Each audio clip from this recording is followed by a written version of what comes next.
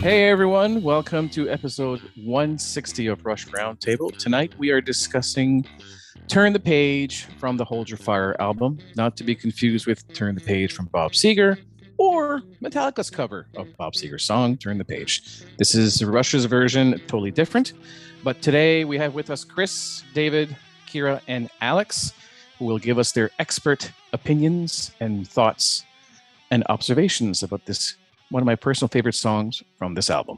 So we're going to start off with Chris. What are your thoughts on the intro to this song? Well, it's awesome.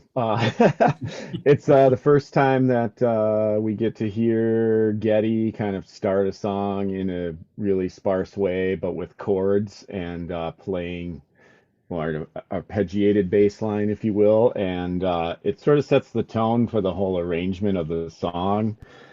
All the way through the first verse, it's almost all just bass and drums with some synth pads and Alex sort of throwing in different colors and sort of quick little statements. But so it kind of sets up this whole picture of them, like where there's this kind of sparseness, but this really driving rhythm. And it's in six, if anyone's keeping score at home. We all are. And yeah, it kind of just sits really nice, and it's a beautiful little chording thing that he does. And then when the drums come in, there's this nice pattern, just the hi-hat, and then Neil hits 6-1 on the drums, kind of like building that same phrase. And then right when they get to the intro, they're still in six, but Neil is playing a backbeat over it, and so it ends up sounding like 3 bars of 4. And so the 12 beat cycle becomes 3 bars of 4 instead of 2 bars of 6, and then the lyrics actually kind of unfold in these 3-bar phrases of 4. So that's what is happening structurally under there, and it's awesome. It's one of my favorite things. I love this record. So and this song is so great. It's a pretty cool bass line. I like it. Yeah. Like it's a really cool groovy bass line. Anyone else have any thoughts on the intro? I thought I read somewhere that Geddy said he was kind of checking out some Jeff Berlin, and that's what got him into the idea of bringing in more chords. That may be true. He definitely was also checking him out in the late 70s, early 80s with the Bruford Band, and that's where like the YYZ, like that kind of fast technical thing happened. And this is a cool little mini evolution of Geddy where he's arpeggiating. He's using his thumb on the lower string, and he's using these 2 fingers on the upper strings. And I learned this long ago. I didn't have time to relearn it, but it was really fun to learn, but also like challenging. And he even says that in the bass player interview, right? About how he really struggled getting these 2 parts to come together so that he could sing the vocal and play the bass. So even for the guy who's really good at it, it was really hard for him.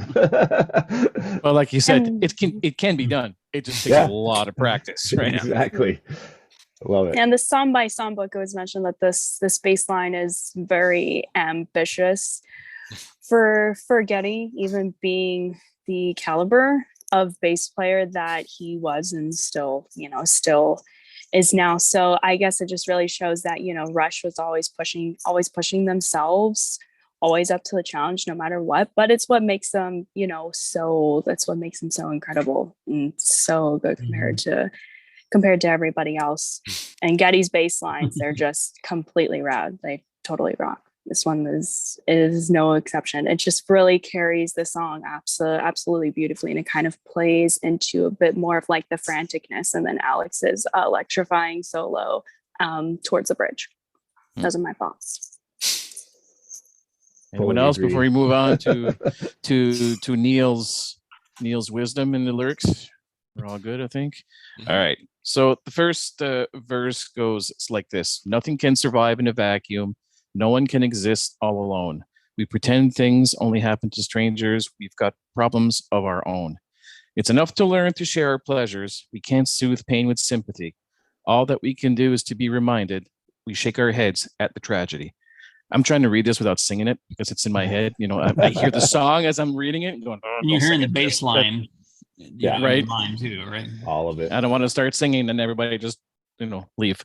All right, David, what are your thoughts on the initial verse? Man, I don't even know where to start. There's so many thoughts. One of the things I often do with Rush albums, not intentionally, it just happens, is to place songs in the context of the entire album.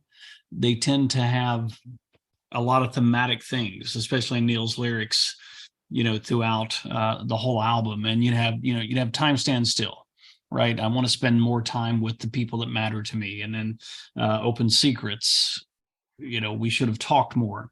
You get to Second Nature, and it went right by me, or no, that's Open Secrets. It went right by me. It went right over my head. Second Nature is like, I've got problems, but, like to talk, but you don't have the time. It's all about this kind of communal thing that's going on in Hold Your Fire. And when you get to Turn the Page, nothing survives in a vacuum. No one exists all alone. And we want to say things only happen to strangers. We've got problems of our own, but things happen to us too. And it's just enough to learn to share our pleasures, much less our tragedies.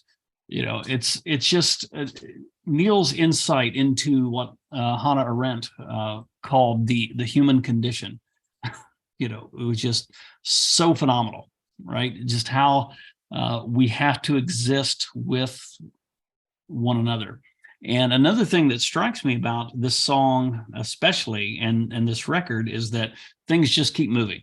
Whether it's Force 10, whether it's Time Stand Still, things are moving, and everything's flying by us.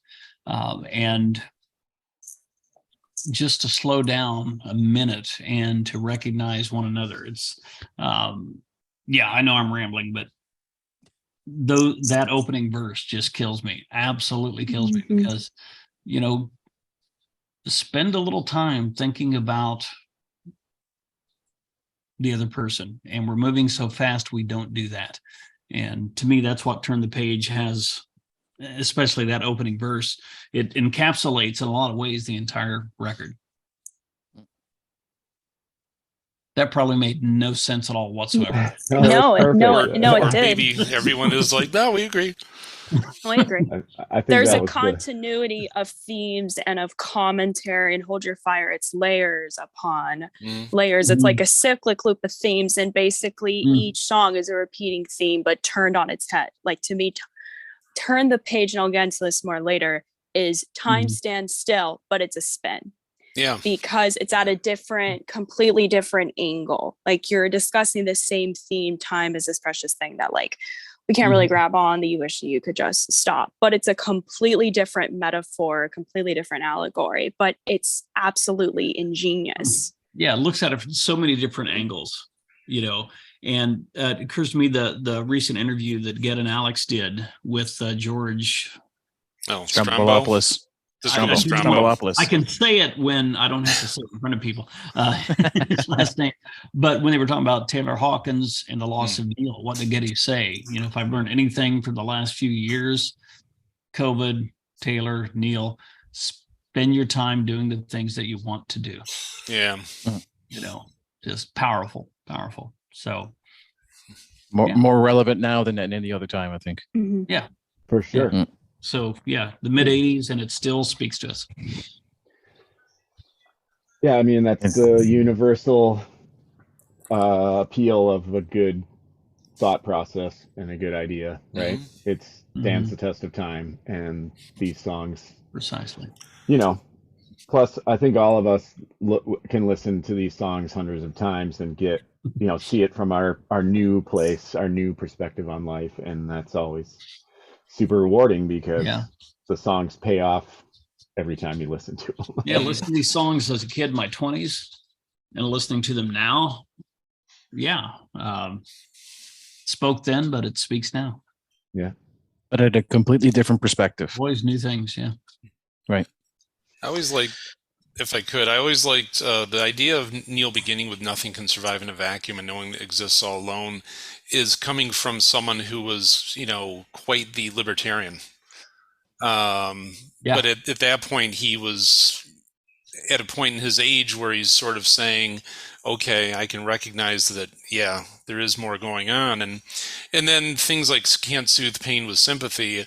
Yeah, and not to get too personal, but I've been involved with some difficulty in the last 6 months where, yeah, if people are giving sympathy, it's kind of like, thank you, still sucks. So like Chris was just saying, yeah, you start applying this to yourself, or applying it to yourself, or seeing these other angles. It's sort of, yeah. Anyway.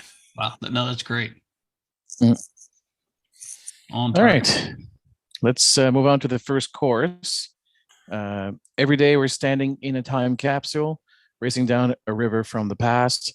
Every day we're standing in the wind tunnel, facing down the future coming fast. It's just the age, it's just a stage. We disengage, we turn the page. Alex, your thoughts on that chorus? Well, it's me pausing to let you talk, so it's like I'm talking. Let's let Paul talk. Now I'm back. So this is exactly what David and Kira were just saying, as far as the fact that it does harken back to Time Stands Still.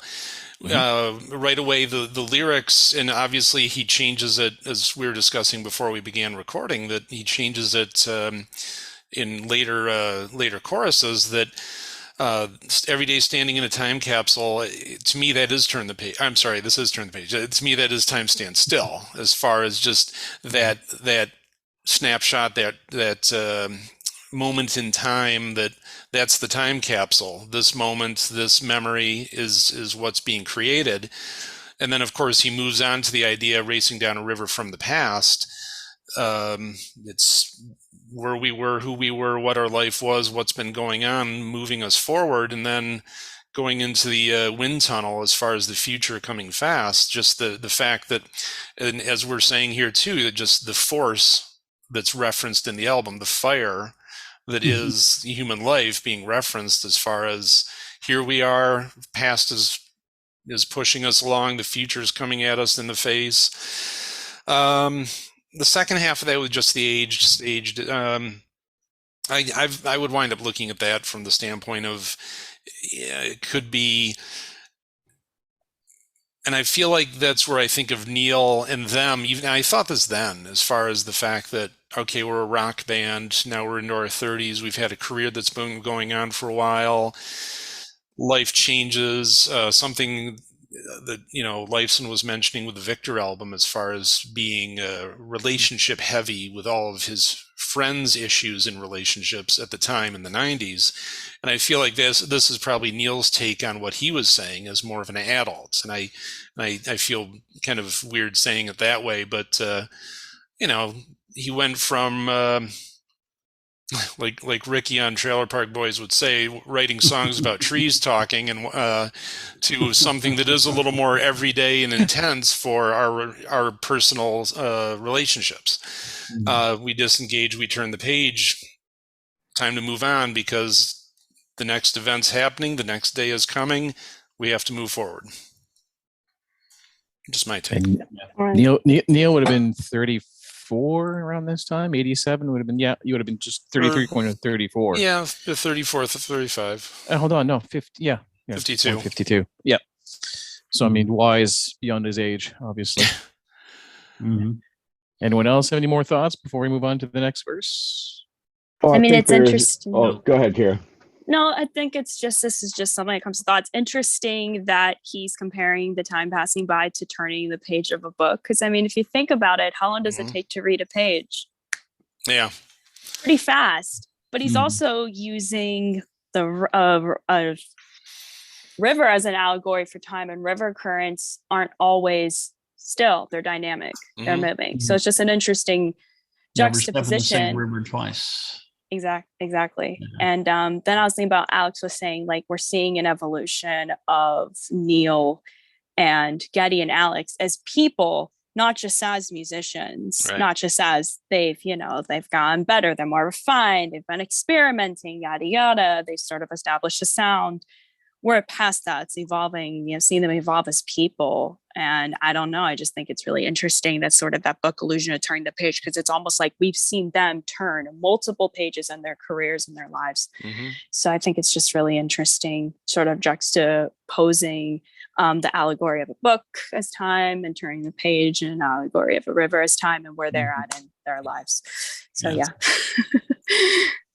I think there's a conversation I have with my students sometimes about, post-industrial revolution, where before it was you had horses, boats, walking, and all of a sudden you have, planes, trains, automobiles, and life got really, really fast. And of course, I always bring a Rush reference into almost all of my lectures. All of a sudden you had moving pictures. And at that time, if you read a lot of the poetry at the time, and life became chaotic because it was so fast and it was coming from so many different places. And I kind of get that same feeling from, those particular lyrics that, in a wind tunnel, everything is just coming so fast. How do you process it? So much information. And this was, the 80s. Translate this into now. Oh, yeah. Social media, and the internet. And it's almost like even then he was saying, can it just stop for a moment? But it's just the age. Just a stage. It's just age. Yeah. Yep. We're going to disengage, which you don't want to disengage, but you do. And then you turn the page. Right. Yep. I mean, it's how we get through certain things in life too. Like if you've got a lot on your plate, there's just stuff you can't do, whatever. And that can be from a tragic point of view. That can just be from a busy point of view. Like how many hours in the day do you have to do what you got to do, But also at this time, like now too, in the modern age, like we're just inundated with information. It's not wisdom and it's not insight, and it's it's just a lot of stuff. It's like too much stuff without style, and so it's just that it's totally brilliant. But that's kind of what you guys were saying in some ways, but that's like that's what this song, that's what that means to me, the disengage, turn the page. Like I have to choose to get out of the way, get away from it,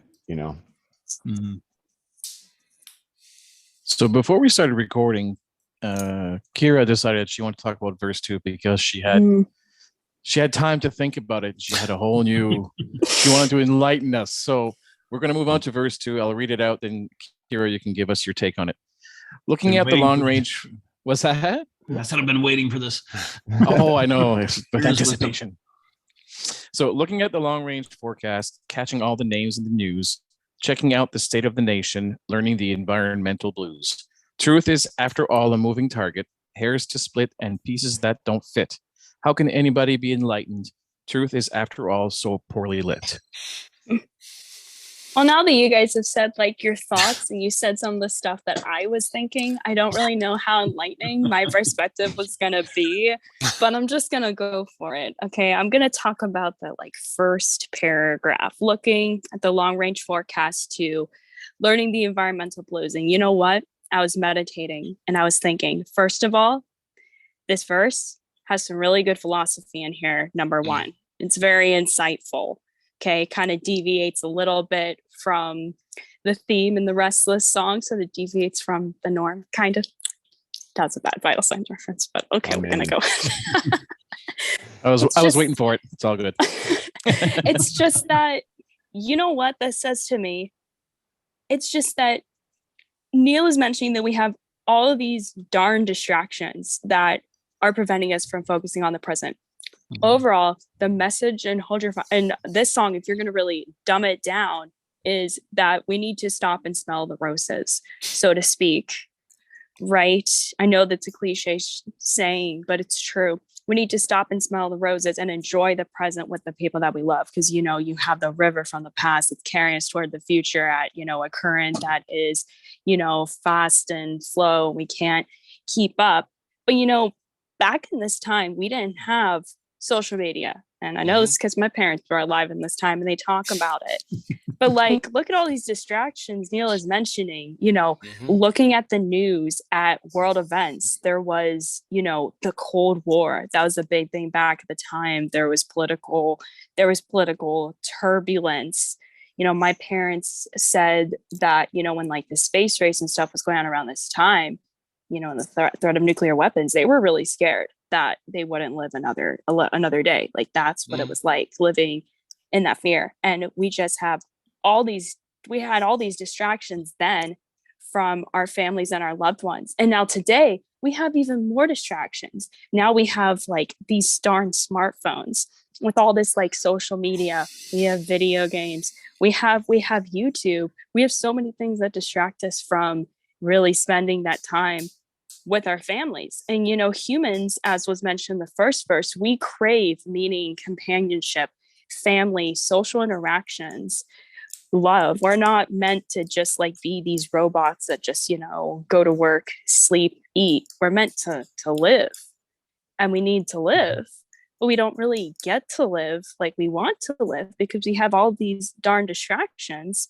And, back at the time, there's none of the technology that we have now existed. Zoom, what we're doing now, didn't exist. The cell phones, none of it. But if you think about it, this lyric is just, it's so timeless, because even at the time there was distractions. It's on the beauty of living just because of the political, turbulence. So I feel like Neil is really sending an important message to us. And again, this is Time Stands Still. On its head, Time Stands Still really played on like the nostalgia factor, but this is more like,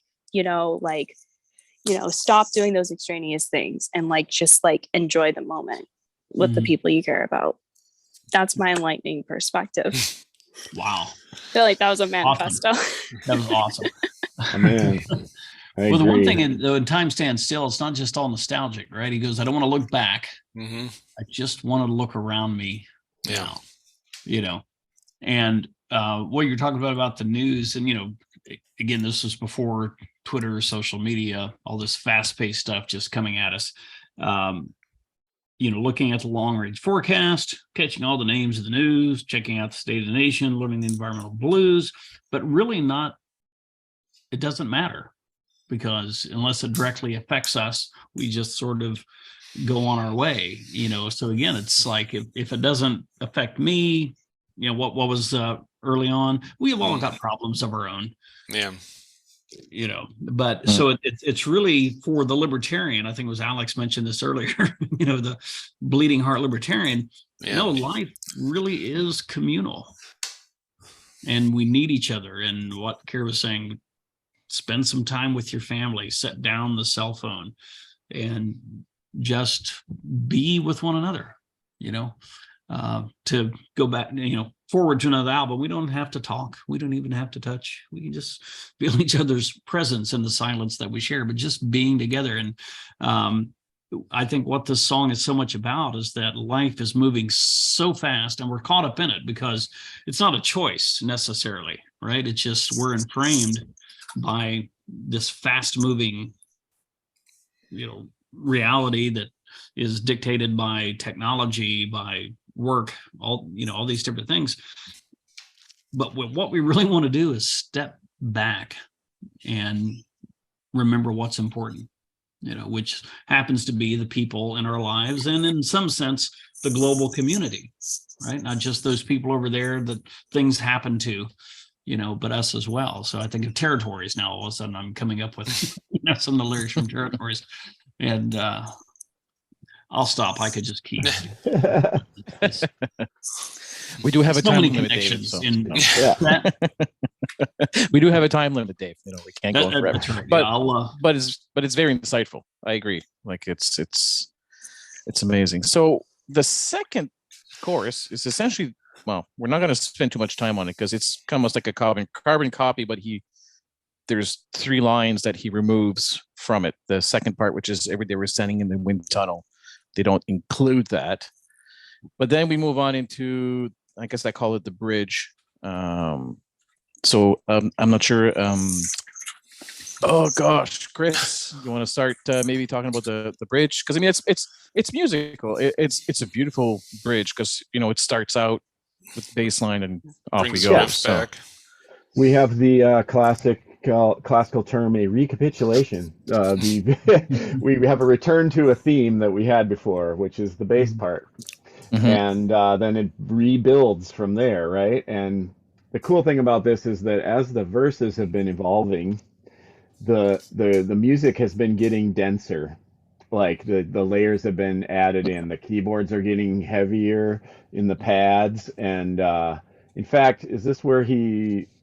I don't know. I think it's I can't remember where it is, but he goes to just synths and synth bass at one point. So they pull out the bass part, and then it comes back at this moment, and that's after the drum fills. it's after the drum fills. Okay, I'm a little ahead of myself then. So go figure. Anyways, just that idea that they return to this theme and then they rebuild it into the guitar solo, and so. We're back in 6 for that thing that builds up, and then Neil gives us a beautiful fill, and then suddenly they're just rocking like so hard. It's the pocket is sick. Like people sometimes get free, or they compare, or they want to compare Bonham and Peart, right? And they're like, well, John Bonham just had this pocket and this feel and this guts, and then you listen to Neil rock this hard, just playing, right? And Alex just giving us it's one of my favorite solos of all time, of his. It's easily my top 5. And this moment, actually, I have a funny story because I was listening to this when I was 16, and I was in my dad's office laying on the floor with the headphones, and I'm sure I had the speakers blaring as well. But my younger brother was upstairs practicing drums, not to Rush. And the phone rang, and I heard the phone, but I was like, no, I'm rocking out. I'm just going to not answer the phone. And he came running down the stairs, and he stubbed his toe, and he hurt himself. And so forever he's hated this song because that was, and I was just like, no, I'm committed to this ride. I'm going to just I'm just going to go. And I was on the floor. And this again is one of those goofy things, like being in the present, listening to, a song and just being like every second of it, right? And this is how some of my favorite Rush songs, like I can stay right there as it's unfolding. And I don't look behind me at the thing that just happened, and I'm not counting the phrase and trying to figure out what it was, or oh yeah, then it's going to this thing. So anyway, that it's just, I love it, and that's where it goes. And I think Alex should talk about how awesome the guitar solo is. Well, with you mentioning that they brought the 6/4 back in, there's the kind of a bit of a climb, for lack of a better term, where Leifson plays this arpeggiated line in the final 6/4 measure, and then there's just a 2/4 measure. So it kind of they reclaim that 4/4 plus 4/4 type of thing. So that's like the intro to the solo before he just kind of goes for some B minor pentatonic, a lot of harmonics, which at this point we're referring to as pinch harmonics. But back then, all the magazines called pinch harmonics artificial harmonics. Deal with it. So yeah, I mean, it's kind of funny to. So what can I say about the solo other than the fact that it's a lot of notes in B minor? But he obviously kind of just went for it, because you look at some people like Randy Rhoads who would work out his solos and they would triple track them, but in this case you could definitely tell that whether they were jamming on it originally or even in the studio, if it's just kind of, all right, here's the drums and bass, go to town, and he went to town, and we get what we get, and it's high energy and totally badass. And then it's not a long solo. No. Yeah, that's the thing, is that it's basically a short solo. I got the measures in front of me: 2, 4, 6, 8, 10, 12. So it's 12 measures of 4/4. So he had his 6/4 2/4 intro, then just 12 measures, 12 bar blues, even though it's not bluesy. But then they go back into the 6/4 with the bass line. So he's got 3 measures of 6, where he's kind of hinting at that original arpeggio line that he used to move into the solo as an outro to his solo, and then just kicking into the, again with 4/4, just the power chords, B A harmonics, et cetera, et cetera. You really working the Floyd Rose on the Heinl signature guitars. Nice. And then this leads into Neil's, I guess you call them 4 fills. He kind of does like 4 small fills to finish that bridge, right? He just does the snare and then he just gets into it. But the next part that I really like, they get to the outro and it's just keyboards. There's no other instruments. It's just, and you hear Geddy say, it's just the age. It's just a stage. Boom, that deep bass synth, it gives me chills every time I hear it. I just love it. And then all the boys get back together and they finish that song hard and powerful. And they take the chorus and they kind of mix around and layer it.